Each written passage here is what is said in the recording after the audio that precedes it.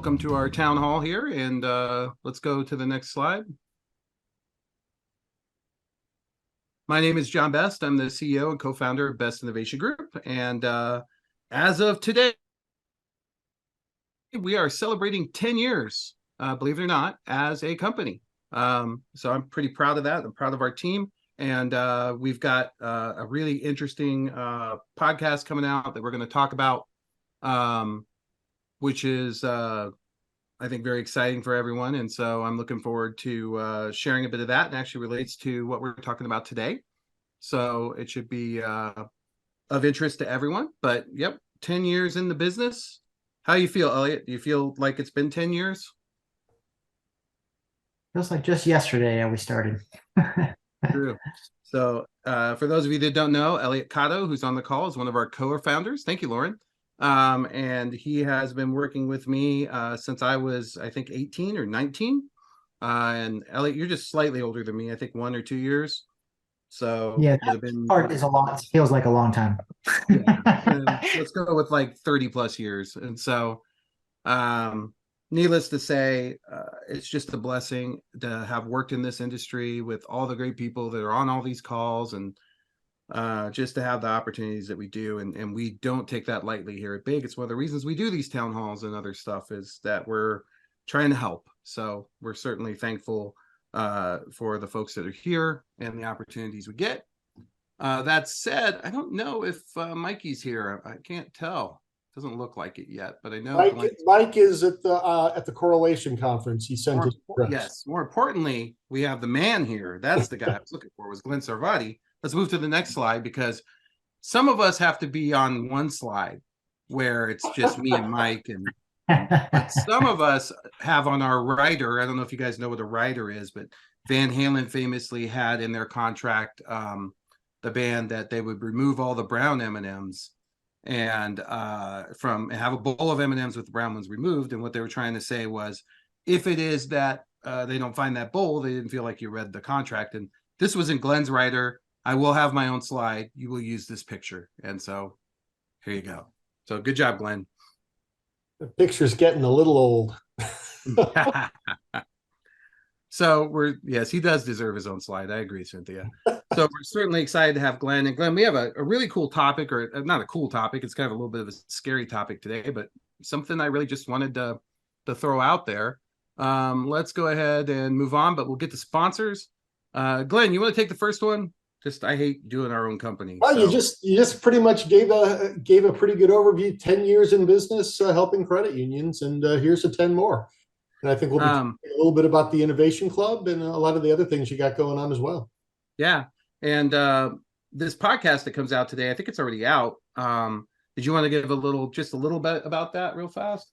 Well, this dates back to the end of the month of September, when I guess, was it twice a year, or we do an in-person edition of the Innovation Club, and we met down in Tampa, and wound up having a pretty free-ranging conversation, brainstorming kind of session around FedNow. And it veered off into a couple of different directions. And what we did is, just to give people a sense who have not had the opportunity to be part of one of those Innovation Club sessions, we took a piece that everybody was comfortable, that we weren't kind of disclosing any secrets and speaking out of school, and posted it out there. And it has to do with exactly where people stand, what they're thinking about both the upsides and the downsides of FedNow. So I think it's a good opportunity both to get smart on that topic, and then just to get a feel for how the Innovation Club tends to work, which that was the first time I've been to one in person too, and I was pretty impressed. We were thankful to have you. I thought you did a great job facilitating it. You can kind of be a fly on the wall for this. So I look forward to you guys' opinions, but definitely check it out. There's a lot to discuss. Speaking of discussing things, you know who the best discussing person is in the world? It's Mike Lawson. That's what I think. And he's discussadelic, I'd say. He's about as good. Yeah, I would say he's discussalicious, really. I'd go a step further than you. And man, he just talks to everyone. He's up on it, but more importantly, he's got a lot of empathy and really digs into, from a member side, from from every angle. If you're not checking things out on CU Broadcast, you should be. I'm excited to say that I had the opportunity this past week to speak at the CUNA Tech Council. If you were there, I hope you got the chance to see me, and if you have comments, I'd love to hear them. We did a really cool discussion panel with Joey Rudisell from Willamette Credit Union, Central Willamette, and we had Sarup Barwani from Senso.ai and Kathy, her last name, Ciance from Posh. And it was a wide-ranging discussion. We discussed regulations, ethics, we discussed the future. There was a lot. It was a really good session from my perspective. I really enjoyed it. So if anyone was there, thank you for coming. And that I say all that to say that, man, I've forgotten how good those conferences are. I hadn't been to a CUNA Tech and Ops for a little while, just the pandemic and some of my my vacation and travel time sort of overlapped, but it happens on my birthday just about every year. This year it didn't. But it was super exciting to see everyone again and just to feel the collaborative-licious environment of the groups in the hallways, listen to people talk, the people who stopped me afterwards and were able to sort of expand on the ideas that Joey and Sarup and I were talking about. It was really awesome. So I was really impressed, just by those. So if you're not part of the CUNA Council and they've got big plans given the merger, there's a lot going on there. I'm super excited for what's to come in 2024. I got to sit down with some folks there and just kind of hear a little bit about behind the scenes. Can't share it, but seems like it's going to be awesome. So I'm super excited to see what's on the books for 2024 with them. And finally, why don't you take this one, Glenn? You want to talk a little bit about WMA, William Mills Agency? I'm so thankful to have them as a sponsor. They've just been a great partner. But why don't you talk about it? Sure. I'm not sure if any of them are on the call today, but right here in my backyard of Atlanta, Georgia is where they're based, but with a national reach. I actually live not too far down the road from William Mills III himself, as well as his brother Scott, not too far away either, who I think I'm going to be seeing next week out at Money 2020. But it's pretty remarkable, the roster of financial technology companies that they represent from a media relations PR type standpoint. It's, and many of them are heavily involved in the credit union space as well. When I'm looking to, try to find somebody, it's amazing how often I discover that they actually have William Mills helping them get their message out, which may be one of the reasons why those companies have refined their message and resonate as well as they do. So if you're interested in those types of services, I can't think of a better place to go from a banking and technology services standpoint. Definitely. That was a great summarization of them. And we certainly are thankful for their participation with this. And really, it's an odd thing because they found it. They really liked us. And that's how I think even their participation in this shows just how committed they are to the credit union space and how thoughtful they're being with their, fintechs and what they're doing. So, all right, let's move on to the next one. So Glenn Sarvadi. Yes. There was a Wall Street Journal article. By the way, Innovation Club, we'll leave this up on the screen for a minute while we get to the next thing. But if you're interested, you can certainly scan this or just go big-fintech.com. Just with AI looming and all of us facing a AI dominant future, that's kind of the point of the Innovation Club, is to try to get ahead of these things. I mean, we've been talking about quantum for it has to be 3 years now. And everybody involved in the Innovation Club understands the implications of a quantum breakthrough should it happen tomorrow and what it means for SSL encryption and everything else. But I'm not sure the rest of the world does. And those are the kinds of things we do, is try to get everybody ahead. So check it out. One of the other deep dives at the Innovation Club in Tampa too. I mean, I think was it last episode or 2 episodes ago of the town hall, you had I'm forgetting the woman's name from Respel. Harpriya, yeah, right? Who built her little routine to actually get over the hurdle of trying to make her way through the gauntlet of the United Airlines lost baggage claim area, and turn the table so that she was the one actually, kind of leading the charge and letting them work on her schedule as opposed to vice versa. And we wound up getting into a really interesting conversation about what that might all mean as far as call center operations, as well as the potentials for spoofing and things like that. So again, just a nice combination of what you can get out of these, these types of interactions. Yeah. So let's move along here. Yeah. So back to the Wall Street Journal. You back actually to the Wall Street Journal. Okay, so you brought this to my attention, so go ahead. yeah, I'm just, I have a subscription because a long time ago, he passed just recently. Perry Dawson, the two CEOs ago of the famous Suncoast Credit Union, the Tampa. And when I first got there, he came downstairs and he said, "If you're going to work here and be a technologist, you need to read the Wall Street Journal." Up till then, you might have got me to read Uncle Scrooge comic books, which I really enjoyed, and technical manuals. So I still have my subscription all these years later, and I'm perusing, and I see credit unions stray far from their mission. And the opening paragraph of this thing is that there's a credit union for Capitol Hill whose charter states it's helping folks who work on Capitol Hill and whatnot, but yet it opens up with what do workers in Capitol Hill, Legal Seafood, and like 3 other companies that don't seem related in any way all have in common. And the answer is they can all be members of this credit union. It goes on to say, it really points out that the credit unions were supposed to be seg-based, and many of them have opened, many of us have opened our membership quite widely.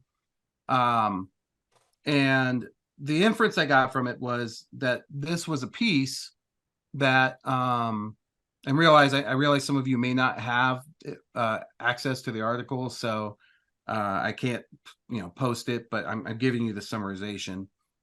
At the end of the day, I felt like, Glenn, this was certainly, it felt like a warm-up. It felt a lot like, what was it, HR 1151 in the 90s. This just felt like another warm-up from a taxation standpoint.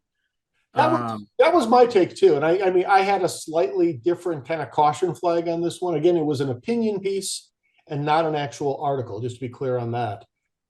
It was also written by a guy by the name of Scott Hodge at the Tax Foundation. And if you dig in a little bit deeper, it's a very strong anti-tax group. He's also, if his background goes through organizations that wound up kind of splintering into the Tea Party and things like that. This is a talking point that's been out there for some time. He also spends a fair bit of time on the whole concept of credit unions buying banks. And yes, that's the second part, yeah. is bank purchase, and so that seems to be what the catalyst was for this. To me, that was the one new piece of information here. The other pieces have been out there in the Airstream for a while. And I did just notice, and I don't know if you had a chance to see this yet, John, I sent an email just about 20 minutes ago. Yep. That about a week later, I discovered that Jim Nussle and Dan Berger from Yes, NAF, and I'm going to talk about the responses. I thought they were quite good. I mean, and especially if you get into that persons of modest means, they actually had a really good comeback on that Congressional Federal Credit Union. You mentioned, was it Legal Seafood, and what was the other one? I forget what, who works at Legal Seafood? Tends to be low people of relatively modest means who. Yeah, I agree. And that was the thing that, and they did a good job of pointing that out. Yeah, and they point out that this reach, this stretching of their charter, and again, I would like to dig in further. I'm sure both people are retreating to their corners and putting the best light on it as possible. But they said we moved into underrepresented zip codes in the Washington D.C. area to provide more banking services. Sue us. It's like what's wrong with that? So I mean, it was an interesting question. I also find it incredibly ironic that a guy who's made his reputation at organizations that are violently anti-tax is upset about someone not paying taxes. Yes, that's yeah. So I guess the Wall Street Journal and I read it too. I get it regularly. I think it's a very, very valuable resource, particularly on the editorial page. I often feel like they have somebody from the American Bankers Association on the editorial board. I mean, it really skews in that direction. It really does. To me, that's what I'm kind of reading here. Yeah, that's what I was seeing too. And so, but having said that, I think that there are some points here. And I made a joke about this to Madison. Anybody remember the movie Barbershop? Yeah. With Cedric the Entertainer and Ice Cube. Yep. And at one point they say, is this or is this not a barbershop? You can talk about anything you want in a barbershop. And the bottom line is, I think he makes some points that are worth talking about in a safe space, in a frank fashion. Moving away from your core mission. Exactly. And there's a comment about maybe the reason why people are buying, or why credit unions are buying banks, is to get at the business customer. Well, That's an interesting conversation. But again, if they are, they're probably going after a small business customer who are often people of modest means.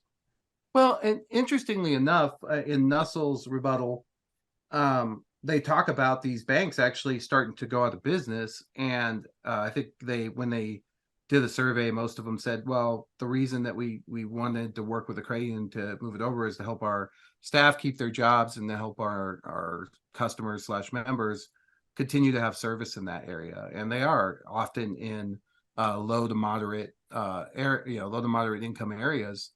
Evidence has shown that that's where the branches are vanishing at the fastest rate. I mean, branches have been a declining trend for some time.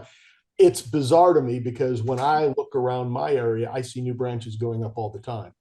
So clearly, if we're getting more, there's somebody else who's losing them at a much faster rate than we're getting them. Right. And so that was the part that I kind of wanted to talk about. So I wanted to see if anyone on the call and has is in the midst of a bank merger. I know at least one credit union that's working on one. And it's not really a full bank merger. I think it's more of we're buying these branches, and with those branches comes that book of business. But I was very interested to hear from anyone who is in the midst of that and get their thoughts. So I just wanted to see. While we're waiting, I wanted to say something about that too. And I'm not 100% like, full bore on, yes, credit unions should buy banks. I don't have a real strong opinion, but it's another one of those that I don't really understand the opposition, especially the banks who either are being bought or potentially might be on the selling block at some point in the future. The more potential buyers you have, the higher price you get.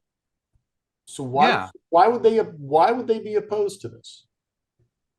Don't know if it's if you are doing the best thing for your members or your customers, probably the best thing for your customer is not to have their branch closed. And if you're being bought by another bank, there's a much higher probability your branch is going to be closed. So I'm not really. I'm like, here we go. This is this not a barbershop kind of thing? I strongly suspect that the biggest concern about banks being bought by credit unions isn't among the bankers. It's among the banking associations who wind up with less dues paying banks. Yes, that is a good point. And they're now experiencing what we've experienced for the last 15, 20 years, which is incredible consolidation and convergence in these markets, including losses of our corporates and all of those things. And they haven't really been as struck by that, at least as far as I could tell. They have. It hasn't been quite as steep, but they've definitely. That's the other thing that always drives me nuts. This Sharks versus Jets kind of level of kind of animosity that exists between banks and community banks and credit unions. Yeah, which seems to go more in one direction than the other, in my view. But that could be a biased view on my part. There are so many more common issues and common concerns that affect both that I don't really understand why they have to be facing off with each other. Oh, we go. We got somebody who's actually in the process of buying a bank. Todd, thank you. Todd, would you mind unmuting and giving us a little info and talking about it? Are you allowed to? Sure. Yeah, so we're about a $3 billion credit union. We're buying about $100 million bank. It's the first time you've done that? Or it is. It's our first bank acquisition. We should complete it in January. So we've been going through the due diligence process, plus working with their staffing, things like that. We are acquiring 2 locations. One of those is in a market we're not in. Some of the benefits for us. Glenn, you hit on this earlier. We have a small commercial portfolio that we're building. They are primarily commercial. So we're bringing on a lot of commercial accounts and loans.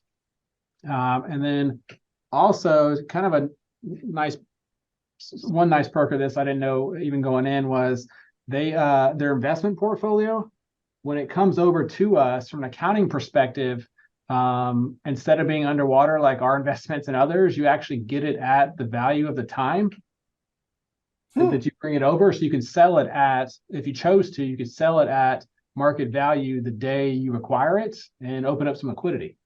That's Is interesting. is that specific to the fact that you're buying a bank? Would that be true if another bank had bought them? Do you know? I don't know. That sounds to me like it might just be true of any acquisition, but I'm not sure. That would make sense, but I don't know for sure. And it's not something I even knew before we got into this, but it's kind of and we have a choice. We have liquidity challenges like others, so it's a nice Added side benefit. It wasn't the reason you did it, but it's a nice addition. It's a nice cherry on top. Yep, exactly. So, I will tell you, now that we've in the process of purchasing this one, we've had others come to us about potentially buying more banks. Now that our name has gotten out there as buying one, it's opening up new opportunities. That's what you get when you feed a stray, Todd. The rest of the strays show up. If you're allowed to say, I'm just curious, Todd, and please just if you can't, just please say so. But was this bank, kind of being shopped fairly publicly? How did the opportunity come to your attention?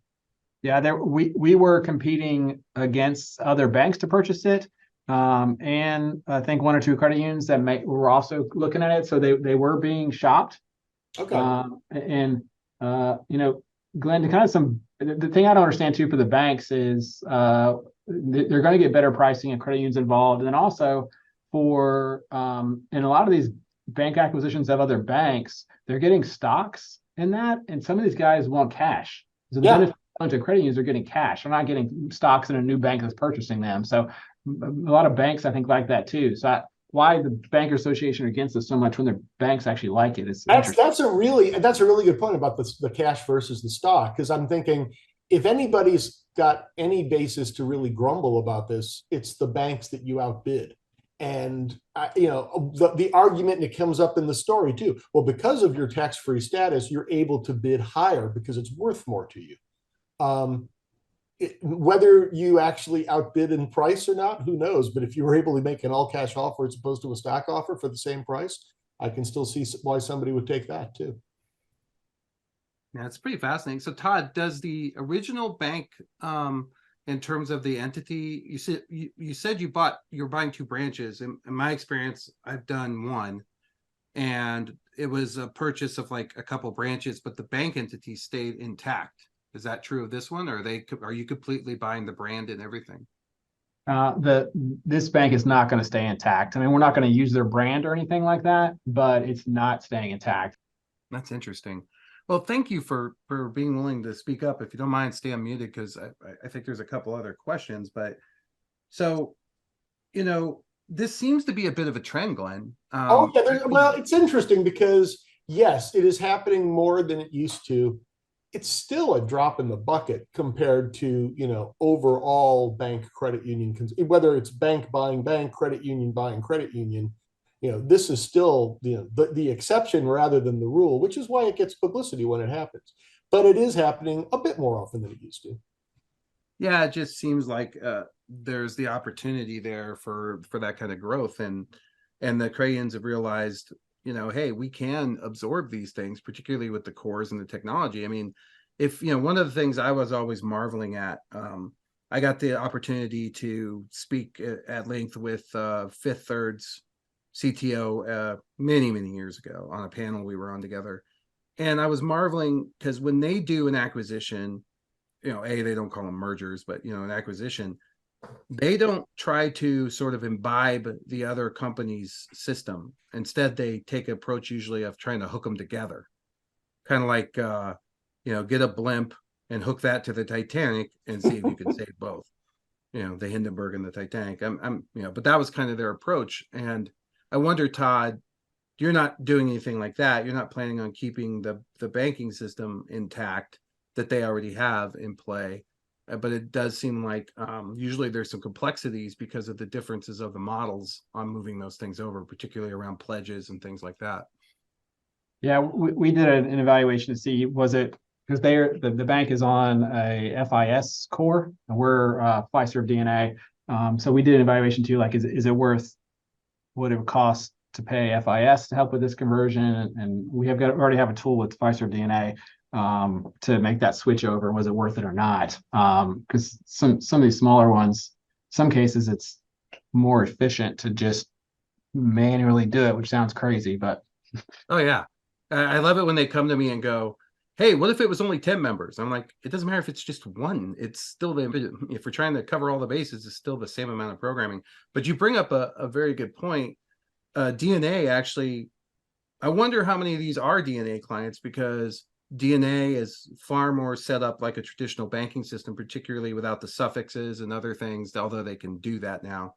But that would, in my mind, make it an easier transition to move from a bank into the DNA platform, given that it supports both. That's an interesting question. I've never seen an analysis of that. If you looked at all the credit union bank combinations, if you looked at the platforms involved, it wouldn't. My guess is that there's other factors that wind up kind of being the real driving decision ones, but that could be to some extent, it could be just enough of a headache that someone says, you know what, if we're kind of on the fence, that's enough to kind of tilt into the no decision if it doesn't work out that way. But I'd be really curious. I wonder if like Callahan or someone like that might have that information. I don't know. Hey, Todd, one other question from a regulatory standpoint. How is that going? Like, what does that look like? You're dealing obviously with, two sides of the regulators, the NCUA and imagine the SEC for the bank. What hoops do you have to jump through, and just for everybody else that's listening?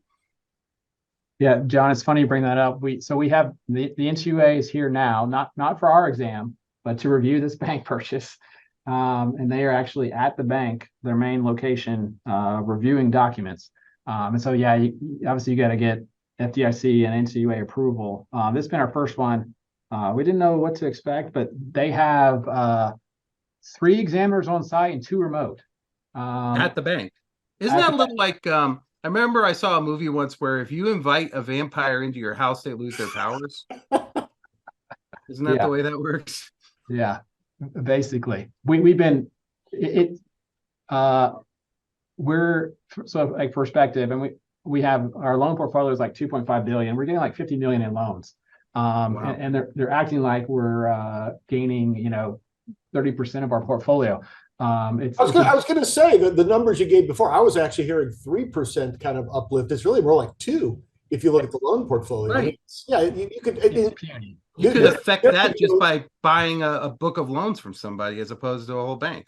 Exactly. But it's almost like, so it feels like we're going through a full exam, and they're even asking us things about our last exam that have nothing to do with this bank purchase. But like, they're just asking these questions. Like some of it doesn't make sense for some of the things they're asking for. It seems like way overkill.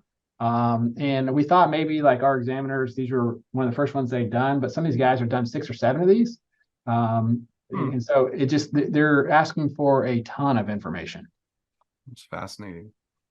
I wondered what that would look like. But what really is surprising to me is that the NCUA is an auditing entity in the premises of the bank before it's ever, deal's closed or whatever. And it sounds like the deal is closed, but well, no, John, I think Rachel's right. You like you said, once you feed a stray, they got to look through everything, because now they're worried about, probably, if I had to guess, a Silicon Valley type of thing, which is, I was talking to someone from there not too long ago. Well, you were too, Glenn, Soren and Matt.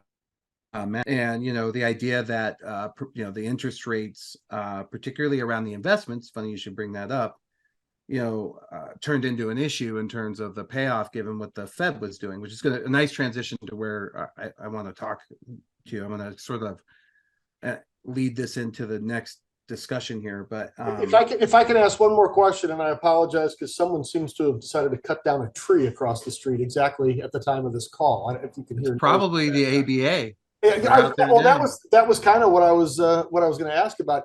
You've had to do nothing. I don't know if this is a state chartered bank. Nothing with the banking regulator side, that they basically don't have a dog in the hunt anymore. No, the FDIC has to approve it. They just, so far, and this may change, but they've been far less, for lack of a better word, intrusive. They haven't come on site to do any other digging. They have not. They have. I mean, and this is a bank too. Literally, their loan portfolio has no delinquency right now, Wow. and so the bank's somewhat solid. But still, yeah, the NCUA is asking for a lot. Closely family held? Is this a, succession planning type thing, or can you say anything about, what the impetus for the sale was? The the president CEO there is retiring, and I guess the board there just didn't want to go through the process against somebody else or holding on to it, and they just wanted to sell and make some money. Got it. Cool. Todd, last question. Will this be a trend for all in? I mean, you said suddenly word's gotten out, and it seems like it's a very profitable endeavor. NCUA, deep dive exam notwithstanding. Do you see this, as a way for growth for your organization? Does your organization see this as a growth opportunity for, say, the next 5 years, like 1 or 2 of these a year or something? It's definitely an opportunity. I mean, we're luckily growing pretty rapidly without things like this, but we're also a credit union that's very open to doing different things. And so I can't say it won't be. I don't know that we're going to be like hard and heavy, aggressively pursuing it, but if opportunities come to us and it makes sense, I can see us doing more of these. Well, and I think it's interesting that you doing one, has turned you into a opportunity. It's hey, word got around, and so that's what I'm wondering is. And the other thing I'm wondering is, it does not sound like the NCUA has a hard and fast process for this yet, even though they've done 7 of them. So yeah, there's a lot to unpack there. But that kind of leads me to that next discussion, which was some of what the Fed is doing, which Glenn wanted to talk about. And what I wanted to do, and I'm going to pick on one of my favorite people, which is Jim Yates. I saw him here a minute ago. Hey, Jim, if you woke up tomorrow, is he still on? I think he's still on. Jim, you there? I was there. I lost him. All right. Well, then, Todd, I'll throw it at you. What do you think your credit union would do? What would be the impact if you woke up tomorrow and were taxed? Hey, we got, some new thing, and they passed a bill in the middle of the night, and now we're all taxed. Yeah, our income obviously is going to take a bit of a hit. Mm-hmm. I haven't done the any calculations to see like what that number would be for us, somebody our size. I'm not sure. But you do wonder. I mean, we're trying to be really good about not over feeing our members. The good thing for us, a lot of our income is coming from interest income from our loans, and we do a good job with add-on products and things like that our staff do a good job of helping members with and selling those. But yeah, honestly, I'm not sure of what that number would be. Yeah, and that's what we were having I was having a bit of discussion with some other folks about, some other CEOs, and the whole walks like a duck, quacks like a duck, must be a duck banking kind of approach. And was this a warm up? Is there something afoot? Because everything's just so out there right now. So yeah, it's just interesting times. And that kind of brings me to, there was one other, and another one of the bizarre pieces of that opinion piece was, and this seems like it would almost argue in favor. It said, the tax exempt status. And again, the fact that he bothered to mention that a couple of times says to me that was really the agenda behind the article that was it Scott Hodge wrote. But he said, it seems that, the fact that they're not paying taxes has wound up becoming, being plowed into higher deposit rates for their members. That's bad. That's like how it's supposed to work. Yeah, I mean, so instead of paying a dividend, you're actually giving more back to your customers. I don't know that one's, and so what I was thinking was, to tell when the question you posed to Todd, well, yeah, maybe you slice off some basis points from your savings rates in order to actually fund your taxes. Yeah, I don't know. I know it different strokes for different folks, because those rates aren't always great anyways, and that's kind of where we were going. They weren't until very recently, right? Right, until overnight funds and whatnot. And the Silicon Valley Bank, which everybody kind of forgets about, and the other two that were out there that were a systemic issue for the FDIC. And they were not watching, the return on those rates very closely, which leads me to the thought that there could be more opportunities to acquire banks or their branches in the future for credit unions. And how do we prepare for that? What does that look like?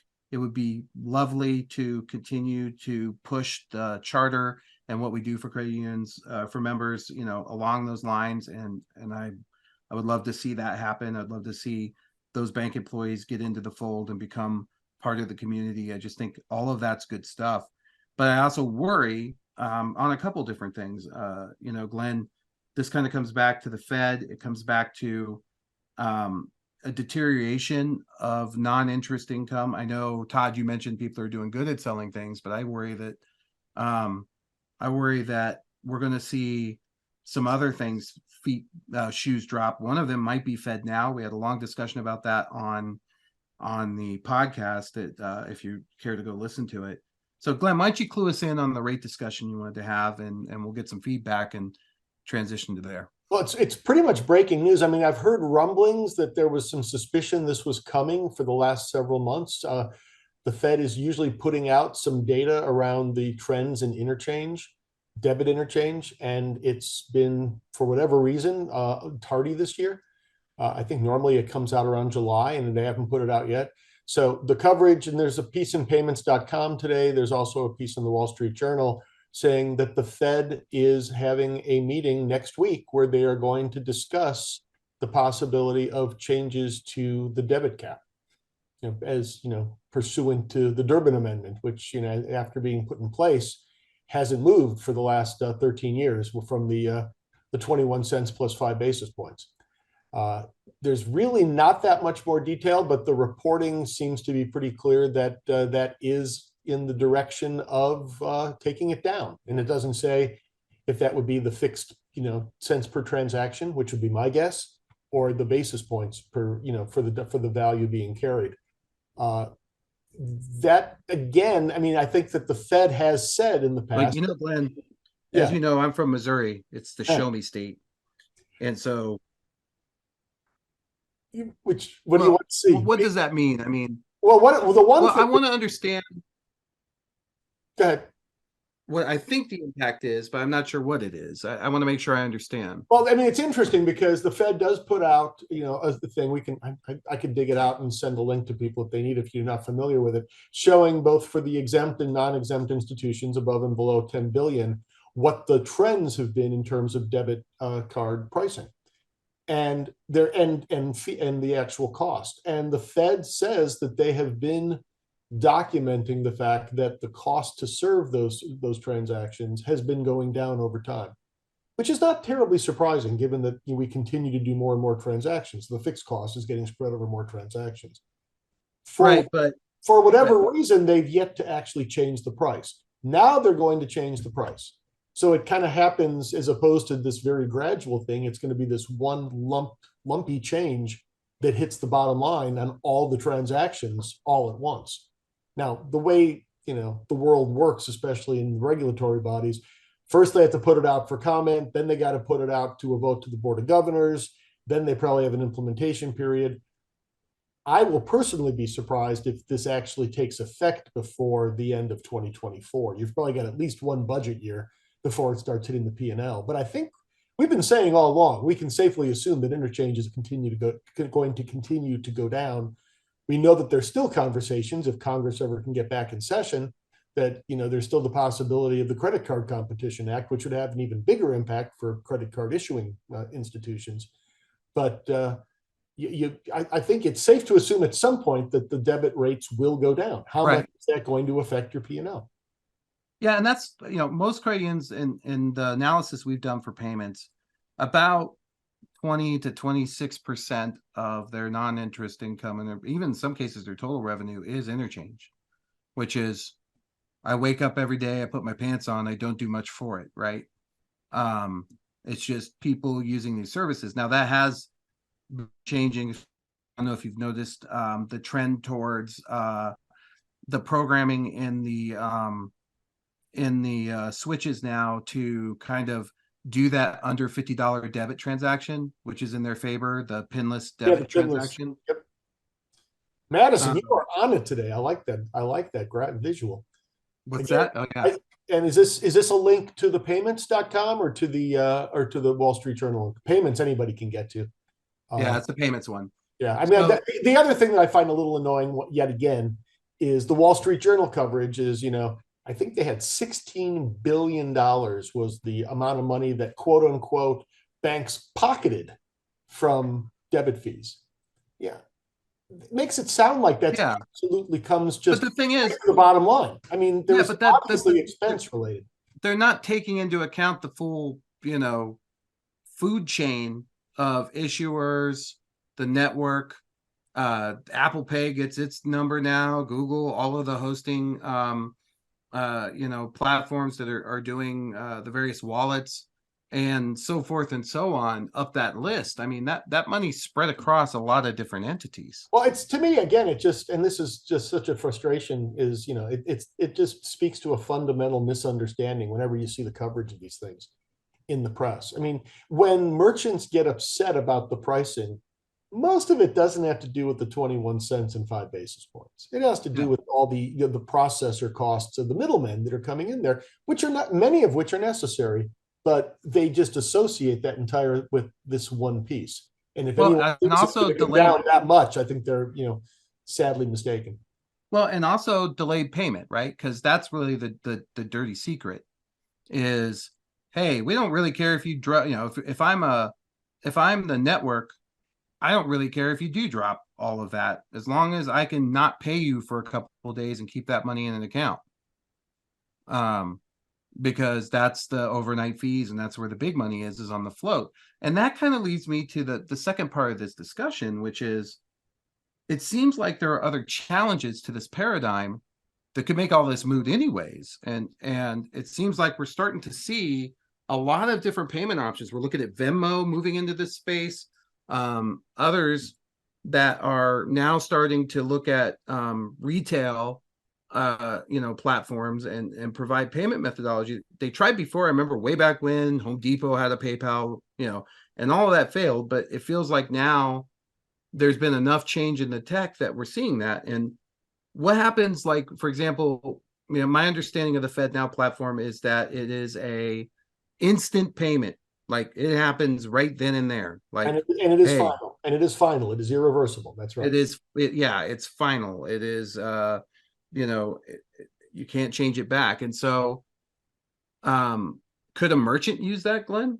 Absolutely. I mean, it depends on the front end that you put together. It's, as you say, I mean, it's a matter of, the interface, the ability to, alter consumer behavior. You do enough to get a consumer to induce them, whether it's through additional rewards, a lower price, whatever it is. Sometimes it's a one-time shot. It's amazing what, a single, get a free second sub at the Subway and, do something else that you're going to wind up, creating an annuity for the next, X number of years or weeks or months or whatever. And I was thinking about it, not even from the loss of interchange. I was thinking about the sort of exponential snowball effect. So right now, it takes time for transactions to settle, sometimes a day, sometimes a couple of days, depending on what they are. And, there's a lot of, match and kill type platforms that are pulling this in. But if all transactions suddenly became instant, what would that do to our liquidity? Because I don't know that our systems are set up for, and I'm not saying it's going to happen tomorrow, but if it's a significant amount, that's like, that could hurt those accounts as well, particularly the ones that are used as sort of the direct deposit DDA accounts on behalf of the members, right? It's interesting the way you say that. You don't know if our systems are set up to do that, because from a purely kind of academic standpoint, I would think that in total it should have a net zero effect. But as you say, it's like, if our systems aren't able to pivot fast enough and account for that, yeah, but they just get lost in the mix someplace, and no one winds up getting the advantage.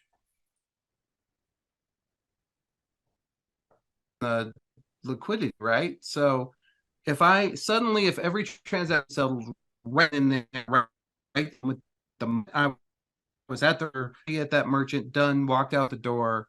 If enough of that happened, then like a lot of things would change. For example, can you do courtesy pay on a Fed now? What does that look like? What does it look like where when the member doesn't understand that that's what's happening and they're sort of counting on that little play over a couple days? See where I'm going? Yeah. I do. You're breaking up on the. I don't know if you can hear me okay, but if anybody else can weigh in, because I think I missed. I can hear you. It's me. Yeah, there's something going on. I can hear. I think it's the same people. The ABA are outside to dig up my internet connection. Well, they stopped cutting down the tree over here. I don't know what they were doing. And the one thing we didn't talk about. They're done with you. They're on to me now. One of the pieces that we didn't talk about that did come up at the Innovation Club, and you'll hear it if you go and listen to that podcast, is the whole notion of request for payment, because that's the thing that will make this work.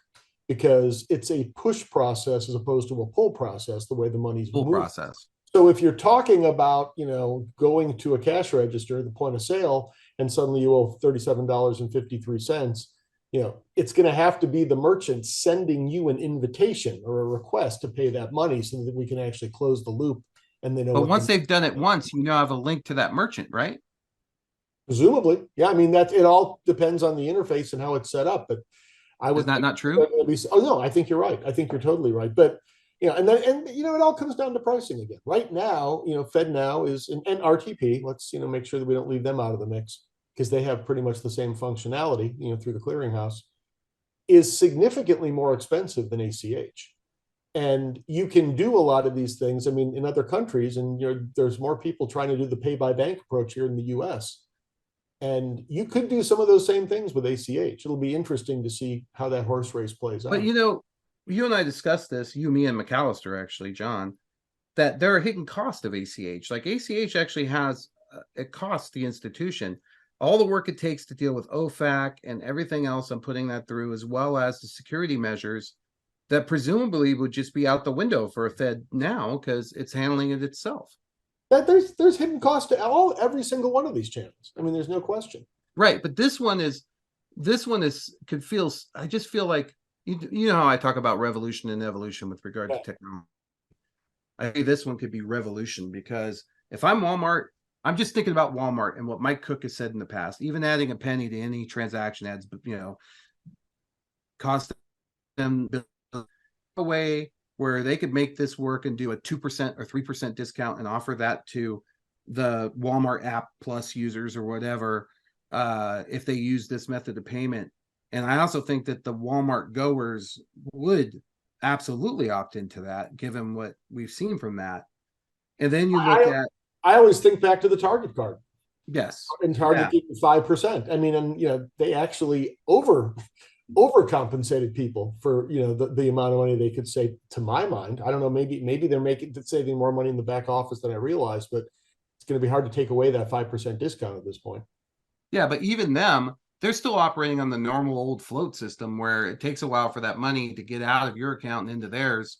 And so my worry is just, what does liquidity look like if every transaction was instant? Yeah. Because you don't have this settlement process in the middle anymore, which kind of creates a false sense of whatever. You see where I'm going? Yeah. And you could look at it two different ways. It's a good thing that it's not going to happen overnight. There's no way. We can see already by the adoption curve, it's not going to suddenly, we're not going to wake up and see it all go instant. On the other hand, it could be the frog boiling in a pot, or lobster boiling in a pot of water too. It could happen so gradually that maybe you kind of get conditioned to it along the way and you figure out a way to compensate, or you may just kind of be lulled into a false sense of security. Well, it feels like that death by 1,000 cuts, because now we're seeing, like I said, other established payment platforms besides consolidation, like Venmo, Cash App, all of those things. And then we look at what happened with Zelle, RTP being the other one. One, there's going to be confusion amongst customers, members, the public, that I believe retailers or others that may not have the consumer's best interest in mind can capitalize on. Like, what does that do for a refund? And I'll tell you what, if we're gonna do this back and forth thing, then I think we should try to get something out of it, like data, like what's the SKUs on the receipts. I would love to offer that service. That's been a dream of mine, Glenn. I would love for you and I, if we could lead a band of people with signs, just right down to Best Buy that says, give us our receipts in home banking.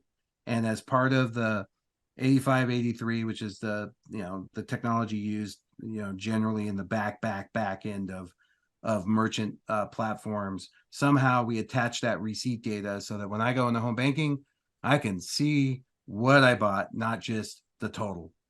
But that'll never happen because that'll be the geekiest protest ever that take place at a storefront, I think. Hey, if you're with me on the chat, just put it in. We'll say we want our receipts, and we'll just you can meet me. I'll find a place. I'll be in Denver next week. We'll go down to a Best Buy. That's where I want to do it because I really spend a lot of money at Best Buy, so it'd be helpful. And it has my name in it, so I can argue that maybe I own some of it or something. We could trick them. But yeah, if you're in, just go in the chat, put 1, and I'll send you an invitation. We'll all go down there. Glenn and I will be there with our signs. Well, this is a fascinating discussion. First of all, I want to thank Todd Peoples for being courageous enough to speak up. Thank you, Todd. You made this even better than I had hoped it would be. It was going to be a tough discussion. Fetch. Yes, I have heard of Fetch, Stephen. And I do think services like that are very interesting.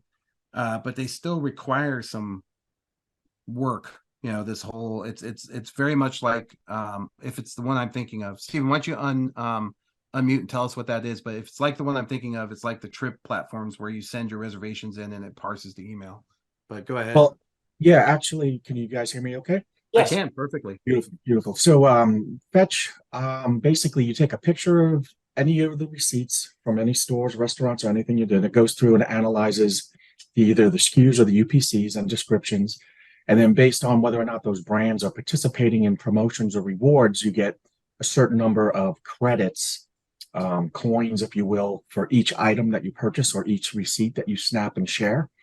And then eventually what begins to happen is you'll start to see that advertising begins to follow you around across social media because it knows that you like Kellogg's cornflakes and it knows that, you do this, you do that.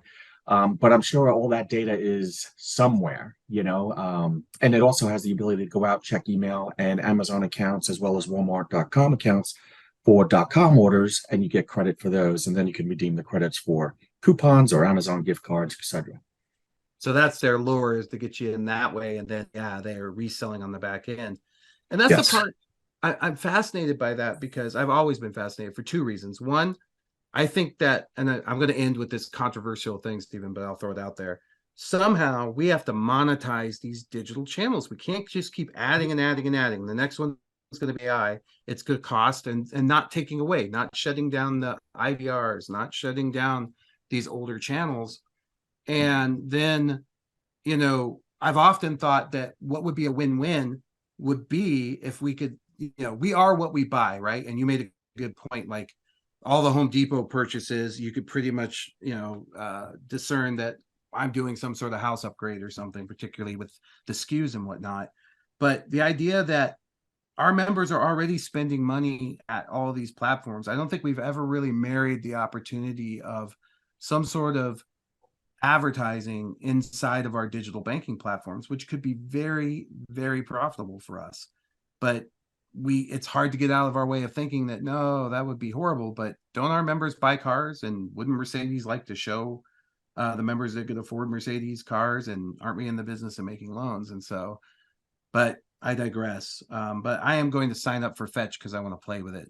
I've seen another one that's similar where when you set up, say Home Depot to email you a receipt, or Best Buy or Walgreens, you get emails, and then those emails are then sent to that company, kind of like a trip case, where it parses those and creates a record and does something similar to what you were talking about, Stephen. But thank you for sharing that. It reminds me a bit of a case of Prisoner's Dilemma too, when you talk about monetizing these things, because even for something like FedNow, it's like this is the opportunity we have now before we establish an expectation of free, to really establish that there is value and you pay for it. So that all sounds, you can't take it back. that all sounds great, but then we want to get people to adopt it. And the way you usually get people to adopt it is by offering some too good to be true promotional pricing. So how you manage, and plus you've got, 9,900 other institutions looking to do the same thing. So, all it takes is a few who decide to kind of take a different approach. And it's a tricky one. I'm not sure how, but I mean, we are at the point that we could still do something about that with FedNow. You just gave me an idea. I'm gonna try it. I have been really enjoying this upload a picture to ChatGPT stuff. I got like an electrician's handwritten notes, which they're like doctors, you can't read them. And I was trying to figure out what the guy said. I popped it in there and it told me everything and produced me a document. I'm gonna start taking pictures of some receipts and see what it says about it. I'm curious because I think AI has a play in this. I guess that's my point. Yeah, that makes If we're gonna sense. make it, if we're gonna make it profitable and make it a win-win for the membership, I think the value may be derived from some sort of AI proposition that we haven't kind of thought of yet. And you know what? We're 2 minutes out. So, hey, Glenn, where can people find you if they want to, work with you? Because you clearly are some sort of. I think I'm starting to finally transition people off of suggesting they find me on X. So yeah, just X. track me down. You see my name, the spelling there. Just track me down on LinkedIn. Best way to find There me. you go. 154 Advisors. Glenn is the best. Listen to that podcast. You'll hear an excellent facilitation of Glenn really taking us through, as he did today, on a lot of concepts. And thank you all for joining us. There was a lot of people here, and we just really appreciate you taking time out of your busy week to join us. We hope this was to your advantage. If you have questions, please don't hesitate to hit us up later. And thanks for those of you that spoke up and participated. And Jim Yates, I know you'll be watching this later. I'm going to find you. All right. Thanks a lot. Thanks, everyone.